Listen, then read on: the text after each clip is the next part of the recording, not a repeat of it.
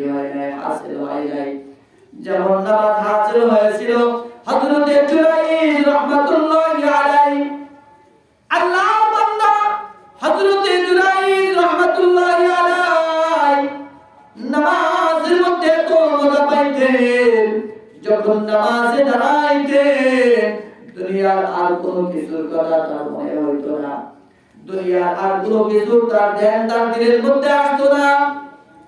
নফল নামাজে এত গভীর মনোযোগ ছিল হযরতে জুরাইজ রাহমাতুল্লাহি আলাইহি। একদিন জুরাইজ রাহমাতুল্লাহি আলাইহি নামাজে দাঁড়াইছেন, নফল নামাজে।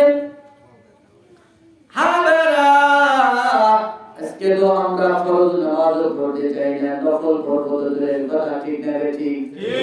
পাঁচ ওয়াক্ত ফরজ নামাজ আমরা মসজিদে নাই, নামাজের সময় আমরা মসজিদে হাজিরা দিতে পারি না। আল্লাহর আদালতে কেমনে হাজিরা দিব? আল্লাহ তাআলার কাছে আমার জীবনের কি হিসাব দিব? আল্লাহ তাআলা যদি বলে, ও বান্দা, তোকে আমি যে সুন্দর একটা হায়াত দিয়েছিলাম, আমি তোমাকে সুন্দর একটা দেহ দান করেছিলাম, ও গোলাম, এই সুস্থ দেহের দ্বারা আমি আল্লাহ তাআলার ইবাদত তুমি কেন করো নাই? আল্লাহ দরবারে আমরা হিসাব দিতে পারবো না, চিল্লা বলো ঠিক না ঠিক? অথচ আল্লাহর বান্দা হযরতে জুরাইজ রাহমাতুল্লাহি আলাইহি নফল নামাজে দাঁড়ায়া আল্লাহ তাআলার সাথে যখন বান্দা কথা বলতেছে, নামাজের মধ্যে এত মজা পাইছে, নামাজের মধ্যে এত লজ্জত হাসিল হয়েছে। নামাজে দাঁড়ায়া আল্লাহ তাআলার সাথে বান্দার কথা হয়। আল্লাহর বান্দা হযরতে জুরাইজ রাহমাতুল্লাহি আলাইহি যখন নামাজে দাঁড়াইছে, এদিক দিয়ে তার মা হযরতে জুরাইজকে ডাক দিয়ে বলতেছে, এ জুরাইজ, বারবার জুরাইজ জুরাইজ বলে ডাকতেছে। হযরতে জুরাইজ রাহমাতুল্লাহি আলাইহি চিন্তা করছে, একদিকে মার আওয়াজ আর একদিকে আল্লাহর আহ্বান, সলাতি ওয়া উম্মি, সলাতি ইয়া উম্মি। একদিকে মা ডাকে, আর একদিকে আমি আল্লাহ তাআলার সামনে দাঁড়াইছি। আমার ভাইরা, যখন আমরা নামাজে দাঁড়াই, বলেন তো দুনিয়ার কোনো বাদশার সামনে দাঁড়াই নাকি? কার সামনে দাঁড়াই? আল্লাহর সামনে। জোরে বলুন, কার সামনে? আমাদের মালিকের। জোরে বলুন। যখন আল্লাহ তাআলার সামনে আমরা দাঁড়াই, তখন কেমন মজা! হযরতে জুরাইজ চিন্তা করছে, আমি তো মালিকের সামনে দাঁড়াইছি, আল্লাহ তাআলার সামনে আমি হাজিরা দিছি, আর এদিকে মার আওয়াজ। হযরতে জুরাইজ রাহমাতুল্লাহি আলাইহি তিনি নামাজ ছেড়ে দেয় নাই। নামাজের মধ্যে এত মজা পাইছে, নামাজের মধ্যে এত লজ্জত, নামাজ ছেড়ে দেয় নাই। দ্বিতীয় আরেক দিন গেছে, যা জুরাইজের মা হযরতে জুরাইজ রাহমাতুল্লাহি আলাইহি যখন ডাকছি, এবার জুরাইজ চিন্তা করলো, একদিকে মার আওয়াজ আর একদিকে আল্লাহর সামনে আমি দাঁড়াইছি। ওই দিন আল্লাহর বান্দা হযরতে জুরাইজ রাহমাতুল্লাহি আলাইহি মাটাকে জবাব দিলেন না। দ্বিতীয় দিন আবার যখন হযরতে জুরাইজকে যখন তার মা ডাকলো, হযরতে জুরাইজ মাটাকে জবাব দিলেন না।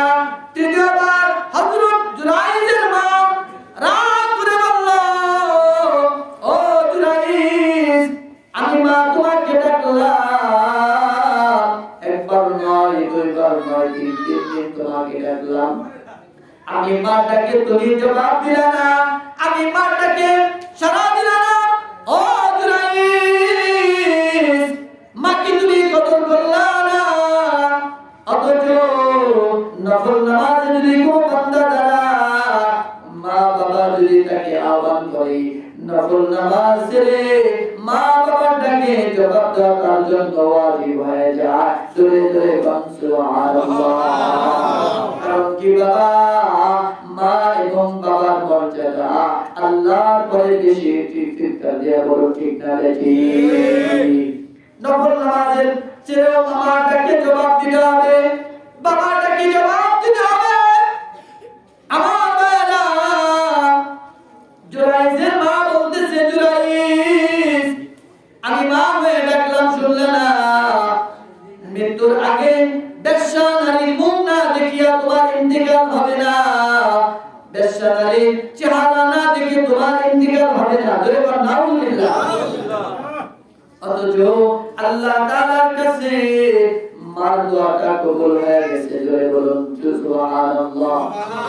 কারণ কি, মা যদি সন্তানের জন্য নেক দোয়া করে তাও কবুল হয়ে যায়, মা বাবা যদি সন্তানের জন্য বদ দোয়া করে সেটাও কবুল হয়ে যায়। আল্লাহ তাআলার কাছে যখন জুরাইজের মা বদ দোয়া দিয়ে দিয়েছে, সাথে সাথে আল্লাহ তাআলার কাছে কবুল হয়ে গেছে। এজন্য যখন মা বাবা যখন সন্তানের জন্য দোয়া করে, ওই দোয়াটা আল্লাহ তাআলার কাছে কবুল হয়ে যায়। জোরে বলুন ঠিক না ঠিক? কিন্তু আমরা কি করি না, যারা যুবক আছি এটা আমরা কি করি না, খেয়াল করি না। কথা বলুন ঠিক না ঠিক? আর বলুন কথা ঠিক না ঠিক? মায়ের যখন দোয়া করে ওই দোয়াটা সাথে সাথে কি হয়ে যায়, আল্লাহ তাআলার আরশ পর্যন্ত পৌঁছায় যায়। জোরে বলুন সুবহানাল্লাহ। যখন দোয়া করে চলে যায় ওই আরশ পারে, সাথে সাথে কবুল হয়ে ফল দেখিতে পাও। মায়ের দোয়া লও হে মুমিন, মায়ের দোয়া লও, বিপদে পড়বে না তুমি যখন যেথায় যাও, বিপদে পড়বে না তুমি যখন যেথায় যাও। মায়ের দোয়া লও হে মুমিন, মায়ের দোয়া লও। ঠিক না ঠিক? আমার ভাইরা বন্ধুরা আমার, হযরত জুরাইজের মা যখন আল্লাহর দরবারে বদদোয়া দিয়েছে, আল্লাহর দরবারে কবুল হয়ে গেছে। এবার জুরাইজ কেমন আল্লাহ ওয়ালা, আমার ভাইরা হযরত জুরাইজ কেমন বুজুর্গ, আল্লাহর সাথে সম্পর্ক কেমন। আমার ভাইরা হযরত জুরাইজ যখন আরশের দিকে তাকাইতেন, আসমানের দিকে তাকাইতেন, আল্লাহ তাআলা আরশ থেকে ডাক দিয়ে বলতো, জুরাইজ কি চাও, তোমার কি প্রয়োজন? জোরে করে আল্লাহু আকবার। আমার ভাইরা হযরত জুরাইজ রাহমাতুল্লাহি আলাইহি বিশাল একটা খানকা ছিল, যে খানকাতে আল্লাহ ওয়ালা আল্লাহর বান্দারা সেই খানকাতে গিয়ে তারা তাসাউফের মেহনত করতো, তারা ঈমানের মেহনত করতো, তারা আমলের মেহনত করতো। এই খানকার উপরে হঠাৎ করে হযরত জুরাইজ রাহমাতুল্লাহি আলাইহি যখন ইবাদতে রত আছে, ঠিক এমন সময় থেকে বাইরে হাজার হাজার মানুষের আওয়াজ পাওয়া যায়। হযরত জুরাইজ রাহমাতুল্লাহি আলাইহি নামাজ শেষ করে যখন বাইরে আসলেন, দেখে হাজার হাজার মানুষ। হযরত জুরাইজ বললেন, ও ভাইরা আমার, কি হয়েছে, আপনারা কেন চিল্লাপাল্লা করতেছেন? এবার আল্লাহর বান্দা জুরাইজকে বলে, হে আল্লাহর বান্দা জুরাইজ, তুমি এই ইবাদত করো, আল্লাহ আল্লাহ বলো, আল্লাহ নামের জিকির করো, আর তুমি কি করো? অপকর্ম করো, গুনাহ করো, জিনা করো। এবার হযরত জুরাইজ রাহমাতুল্লাহি আলাইহি তখন ওই লোকদেরকে বললেন, কি বলো তোমরা? বলে, হ্যাঁ আমরা তো ঠিকই বলছি, যে এই যে মহিলা দেখতেছো, এই মহিলার কোলে যে সন্তান, এই সন্তান হলো তোমার সন্তান, তুমি তার সাথে অপকর্ম করেছো, জিনা করেছো।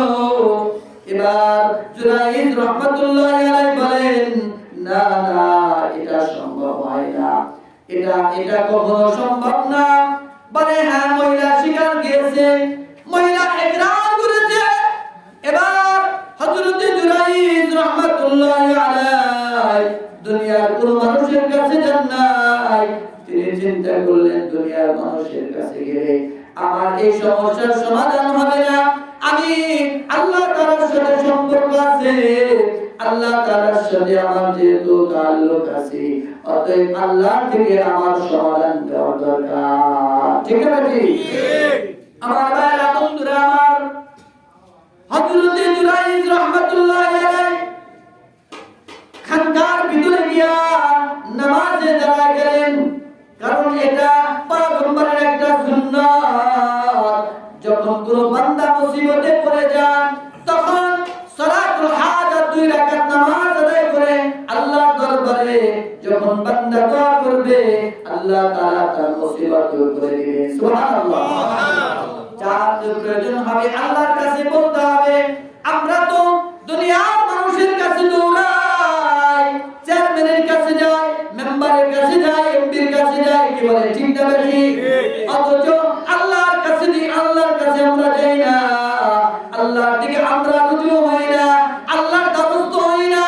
অথচ আল্লাহ তাআলা সূরাতুল ফাতিহাতে আমাদেরকে শিক্ষা দেন, ইয়্যাকা না'বুদু ওয়া ইয়্যাকা নাস্তাঈন। আমরা বলি আল্লাহ, আমরা একমাত্র আপনার ইবাদত করি। বলেন তো ইবাদত করি কার? আমাদের বলুন কার? আমাদের মালিক কে? আল্লাহ। জোরে বলুন, আমাদের মালিক কে? অথচ আমরা ইবাদত করি কার? গায়রুল্লাহ। ঠিক না ঠিক? আল্লাহর নাম ছাড়া অন্য মানুষের নামে কি করে কসম খা, অন্য মানুষের মাধ্যমের নামে মান্নত মানে, মাজারে মান্নত মানে, কি বলে ঠিক না ঠিক? আর ওদের বলুন ঠিক না ঠিক? অথচ আমরা সূরা ফাতিহার মধ্যে বলি কি, ইয়্যাকা না'বুদু ওয়া ইয়্যাকা নাস্তাঈন। হে আল্লাহ, আমরা একমাত্র আপনার ইবাদত করি এবং আপনার কাছে সাহায্য চাই। সাহায্য চাইতে হবে কার কাছে? আল্লাহর কাছে। জোরে বলুন কার কাছে? আল্লাহর কাছে। যাব তো আজকে থেকে ইনশাআল্লাহ আমাদের যা কিছু প্রয়োজন হবে আমরা কার কাছে যাব? আল্লাহর কাছে। জোরে বলুন কার কাছে? আল্লাহর কাছে। আল্লাহর কাছে যখন আমরা চাবো, চাওয়ার মাধ্যম হলো দুইটা জিনিস। কয়টা? দুইটা। আর জোরে বলুন কয়টা? দুইটা। একটা হলো নামাজ আর একটা হলো ধৈর্য। একটা হলো নামাজ আর একটা হলো কি? ধৈর্য।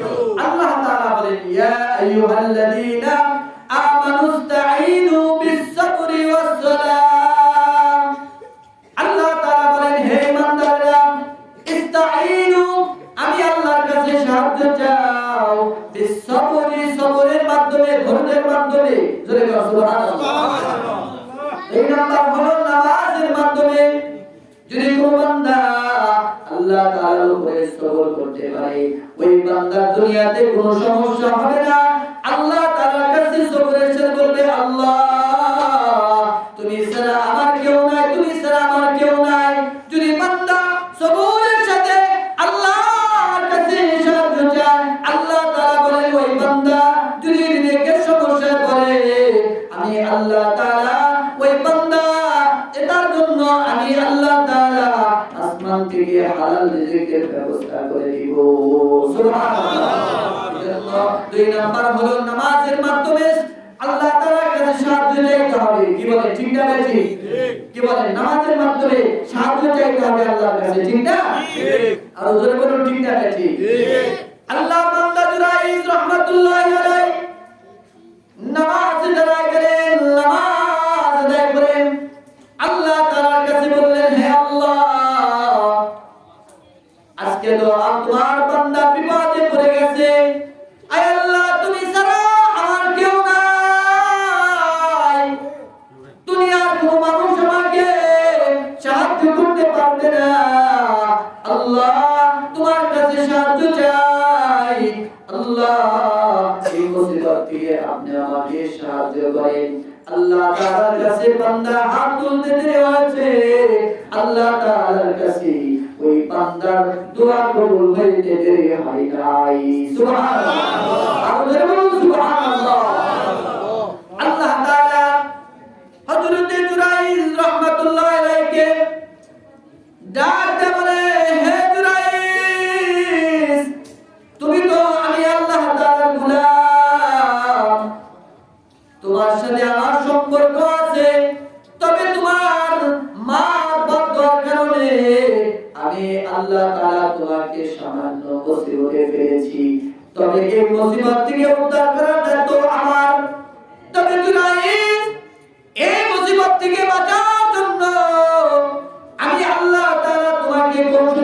দিয়েছি, যে সন্তান তোমার সন্তান বলে দাবি করে ওই সন্তানের মাথার উপরে হাত রেখে তুমি বলবা, ও সন্তান বলো তোমার বাবার নাম কি, তোমার বাবার পরিচয় কি, মান আবুকা ইয়া ওয়ালাদ। যখন তোমার হাতটা ওই সন্তানের মাথায় রেখে তুমি বলবা, মান আবুকা ইয়া ওয়ালাদ, হে সন্তান তোমার বাবা কে? আল্লাহ তাআলার বান্দা বলে তারপরে কি হবে? আল্লাহ তাআলা বলে সেটা তোমার চিন্তা করা লাগবে না, বাকি কাজ আমি করব। তোমার কাজ হলো চেষ্টা করা, বাকি পুরো করার দায়িত্ব হলো আমি আল্লাহ। সুবহানাল্লাহ। আমার ভাইরা, আমরা দুনিয়ার জিন্দেগিতে আমাদের কাজ হলো চেষ্টা করা। কি করা? চেষ্টা করা, সাধনা করা। যদি আমরা চেষ্টা করতে পারি, সাধনা করতে পারি, আল্লাহ তাআলা পুরা করবেন। জোরে বলুন সুবহানাল্লাহ। আমার ভাইরা, বন্ধুরা আমার, হযরত জুরাইজ রাহমাতুল্লাহি আলাইহি যখন ওই সন্তানের সামনে হাজির হয়ে গেল, ওই সন্তানের মা মাথায় হাত রেখে আল্লাহর বান্দা হযরত জুরাইজ রাহমাতুল্লাহি আলাইহি যখন বললেন, মান আবুকা ইয়া ওয়ালাদ, ও সন্তান তোমার বাবাকে, তোমার বাবার পরিচয় দাও। আমার ভাইরা, আমরা তো মনে করি দোলনার শিশু কথা বলতে পারে না, আমরা মনে করি পাথরের কথা বলতে পারে না, আমরা মনে করি গাছ কথা বলতে পারে না। কি বলে? ঠিক না ঠিক? কিন্তু যদি আল্লাহ তাআলা বলা গাছ কথা বলতে পারে, যদি আল্লাহ বলা পাথর কথা বলতে পারে, যদি আল্লাহ তাআলা বলা গাভীও কথা বলতে পারে, যদি আল্লাহ তাআলা বলা বাঘ কথা বলতে পারে, যদি আল্লাহ তাআলা বলা দোলনা শিশুকেও আল্লাহ তাআলা কথা বলাইতে পারেন কিনা? এই ক্ষমতা আল্লাহ তাআলা আছে না নাই? আপনাদের বলেন আছে না নাই? আমার ভাইরা, হযরত ঈসা আলাইহিস সালামকে দোলনার মধ্যে কথা বলাইছে। ঠিক না ঠিক? আরো জোরে বলুন ঠিক না ঠিক? হযরত ঈসা আলাইহিস সালাম যখন দুনিয়াতে প্রসব করলেন, হযরত মারইয়াম আলাইহিস সালামকে যখন দুনিয়ার মানুষ অপবাদ দেওয়া শুরু করে দিল, মারইয়ামকে বলল, হে মারইয়াম, তোমার বাবা একজন নেককার, তোমার মা নেককারিনী, আর নেককার এবং নেককারিনীর গর্ভে তোমার জন্ম হয়েছে। তুমি কেমনে কি করলা? আরেকজনের সাথে অপকর্ম করলা।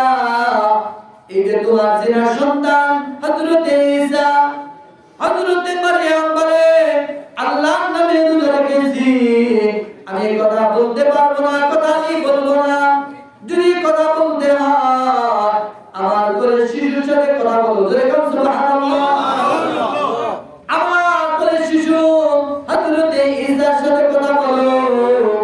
এবার লোকজন বলে, করে শিশু কোনদিন কথা বলতে পারে নাকি? আল্লাহ তাআলা তখন হযরত ঈসা আলাইহিস সালামকে দোলনার মধ্য থেকে কথা বলাইলেন। হযরত ঈসা আলাইহিস সালাম বলেন, ক্বালা ইন্নী আবদুল্লাহ। এ দুনিয়ার মানুষ, কে বলে দোলনার শিশু কথা বলতে পারে না? ইন্নী আবদুল্লাহ, আমি আল্লাহর গোলাম। আতানিয়াল কিতাব, আল্লাহ তাআলা আমাকে কিতাব দান করেছেন। জোরে বলুন সুবহানাল্লাহ। ওয়া জাআলানি নবিয়্যা, শুধু তাই না, আল্লাহ তাআলা আমাকে নবীও বানাইছে। জোরে জোরে বলুন সুবহানাল্লাহ। ওয়া জাআলানি মুবারাকান, এবং আল্লাহ তাআলা আমাকে বরকত দান করেছেন। জোরে বলুন সুবহানাল্লাহ। হযরত ঈসা আলাইহিস সালামকে আল্লাহ তাআলা হযরত মারইয়ামের কি করলেন? তারপরে মধ্যে কথা বলাইছে। জোরে জোরে বলুন সুবহানাল্লাহ। বলাইছেন কে? আল্লাহ। আপনারা বলুন কে? ওই আল্লাহ তাআলা হযরত জুরাইজকে বলতেছে, জুরাইজ, ওই কোলে শিশুকে তুমি তার বাবার পরিচয় জানতে চাইবা। যখন হযরত জুরাইজ রাহমাতুল্লাহি আলাইহি সন্তানের মাথায় হাত রেখে যখন বলল, মান আবুকা ইয়া ওয়ালাদ, হে সন্তান তোমার বাবার নাম কি? জোরে বল সুবহানাল্লাহ। আমার ভাইরা, তখন ওই সন্তান সব মানুষের সামনে বলে উঠলো, ও আল্লাহর ওলি, ও জুরাইর, আপনি আমার বাবা না, আমার বাবা হলো অমুক রাখাল, আমার বাবা হলো অমুক জঙ্গলের রাখাল, আমার মা তার সাথে জিনা করেছিল, কিন্তু আপনার সাথে অপবাদ দেওয়ার জন্য, আপনার উপরে অপবাদ দেওয়ার জন্য দুনিয়ার লোকজন, এই সব লোকগুলো আমার মাকে ফুসলায়া আপনার বিরুদ্ধে এনে দিয়েছে, যার কারণে যাতে করে আপনার এই খানকা বন্ধ হয়ে যায়, যাতে আপনি আল্লাহ তাআলার সাথে সম্পর্ক না থাকে, যাতে আপনি এই মিশন চালাইতে না পারেন।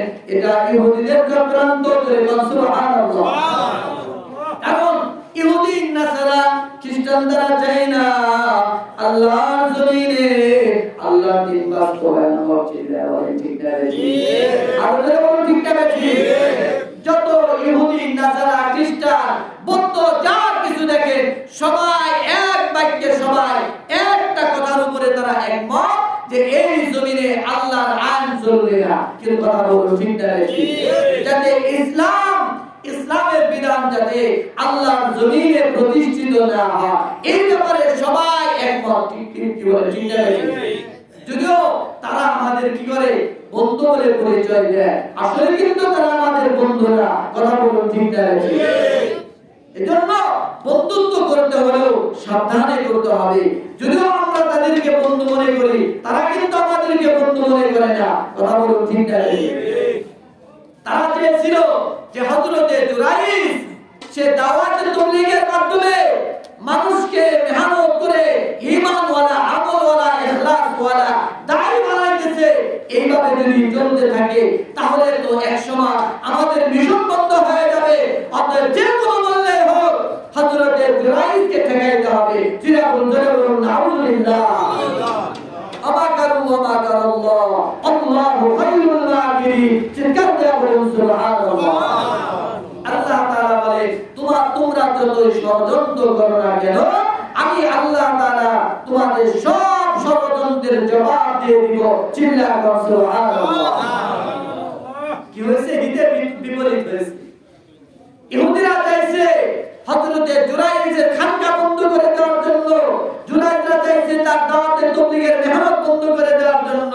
আল্লাহ তাআলা বলে, জুরাইজ, তোমার খানকা, তোমার মেহনত, তোমার ঈমানের আন্দোলন আরো আগের থেকে 1000 গুণ আমি আল্লাহ তাআলা বাড়ায় দেব। চিৎকার করে বলুন আল্লাহু আকবার। আমার ভাইরা, বন্ধুরা আমার, যখন হযরতে জুরাইজ বাচ্চাকে যখন বলছে, হে সন্তান, বলো তো তোমার বাবাকে, যখন কোলে শিশু যখন তার বাবার আসল পরিচয় দিয়ে দিয়েছে, হযরতে জুরাইজকে বলতেছে, জুরাইজ, আপনি আল্লাহওয়ালা, আপনার সাথে আল্লাহ তাআলার সম্পর্ক, আপনার বিন্দু মাত্র কোনো দোষ না। এই কথা যখন সব হাজার হাজার মানুষ যখন শুনেছে, তখন তাদের মধ্যে এমন অনুশোচনা আসছে, আর তখন তারা চিন্তা করছে যে এই যে কোলে শিশু যার পক্ষে কথা বলে, সে সাধারণ কোনো মানুষ না, আল্লাহ তাআলার সাথে তার সম্পর্ক গভীর। এজন্য তখন তারা সাথে সাথে কালিমা পড়ে মুসলমান হয়ে গেছে। জোরে বলুন সুবহানাল্লাহ। আর বলুন সুবহানাল্লাহ। চাইছিল কি হইল কি? ঠিক না ঠিক? আর জোরে বলুন ঠিক না ঠিক? তখন সব তারা মুসলমান হয়ে হযরতে জুরাইজকে বলল, জুরাইজ, আজকে থেকে আমাদের ঈমানি আন্দোলন চলবে, আজকে থেকে আমাদের মেহনত চলবে। তাদের মাধ্যমে গোটা এলাকা ইসলামের পতাকা তলে এসেছে। জোরে বলুন সুবহানাল্লাহ। আর জোরে বলুন সুবহানাল্লাহ। আমার ভাইরা, বন্ধুরা আমার, হযরতে জুরাইজ রাহমাতুল্লাহি আলাইহি বলছিলাম, নামাজের মধ্যে এত মজা পাইছে, নামাজের মধ্যে তার এত মজা লাগছে, সে তার মাটাকে পর্যন্ত কি দেয় নাই, জবাব দেয় নাই। কারণ সে চিন্তা করছে, আমি মালিকের সামনে দাঁড়াইছি না,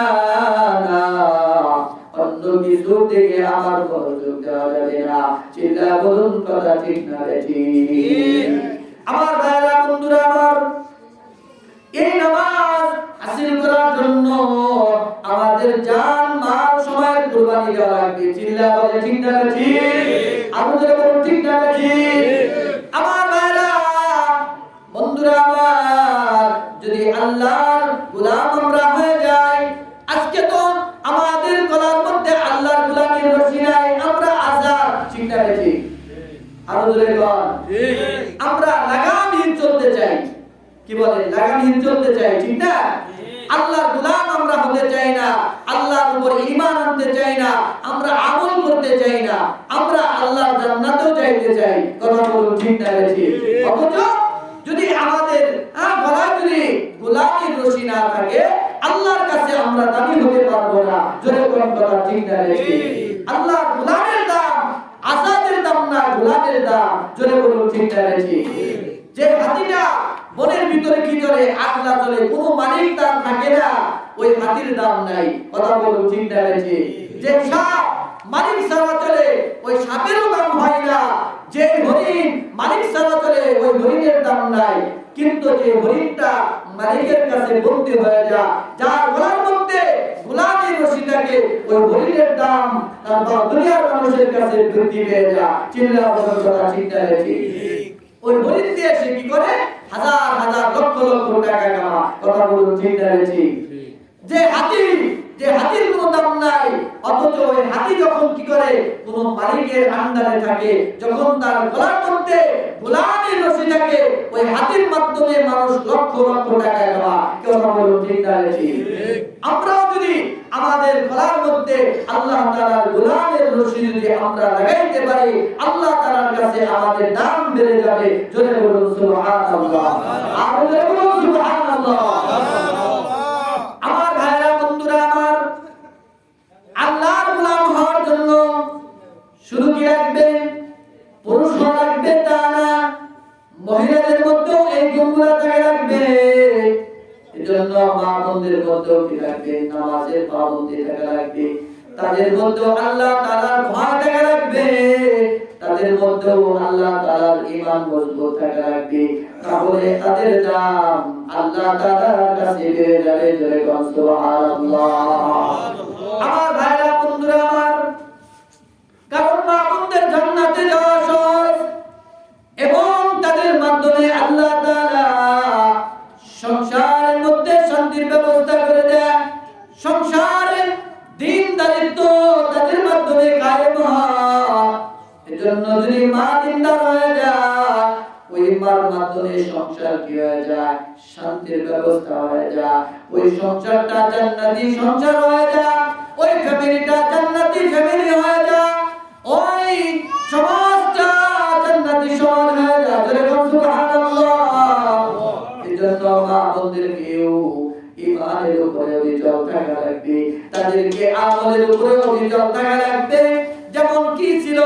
চারজন নারী আল্লাহ তাআলার কাছে অনেক দামি, কারণ তাদের মধ্যে ঈমান ছিল, আমল ছিল। তারা হাজারো কষ্টের মোকাবেলা ঈমান ছেড়ে দেয় নাই।